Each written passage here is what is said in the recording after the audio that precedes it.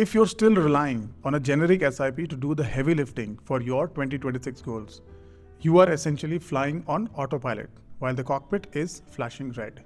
Passive investing is a strategy for 2016.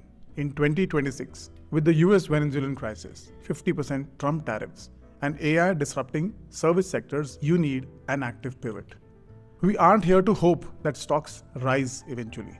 We are here to reallocate capital based on changing scenarios. We just spent 3 days trimming the fat, getting you out of the debt traps and tariff cages. Today, we start the core growth phase with our first high conviction pillar, FMCG.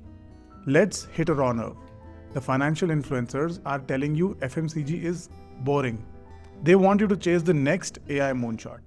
Why? Because boring doesn't get clicks. Let's look at the numbers these fin influencers might be ignoring. Because we aren't buying FMCG for a 2% dividend. We are buying because of a structural volume breakout. The market is still pricing these stocks based on 2025's poor margins. They haven't realized that the GST 2.0 shift has effectively given every rural household a 13% raise. This isn't marketing fluff. This is a ledger entry change that triggers an immediate shift from unbranded to branded consumption. Now let's be intellectually honest as well. Every sector has risks. For years, FMCG was held back by 3 massive anchors. But here is why those anchors are finally being lifted. Let's discuss the 2024-25 risk versus the 2026 reality. Risk number 1. Inflationary input costs. Crude and palm oil have stabilized. Margins are expanding by 300 to 500 BPS as we speak. Risk 2.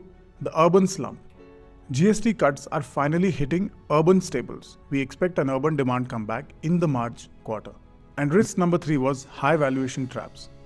Because the sector was boring for 2 years, the PE ratios have time corrected. You are buying at 2021 valuations with a 2027 earning potential. And the last one, the black swan risk. Yes, a failed monsoon could hurt. But with precision agri-tech now covering 20% of our sowing area and government's MSP hikes, the monsoon to margin correlation is at its weakest in a decade.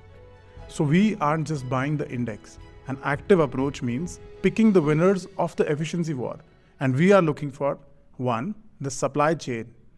AI firms like HUL and Godrej that cut logistics costs by 30% using agentic AI. Quick commerce dominance. Companies that have pivoted to the 10-minute delivery reality. So we are moving your fat capital, the money you saved by exiting IT and oil, into these volume-led powerhouses.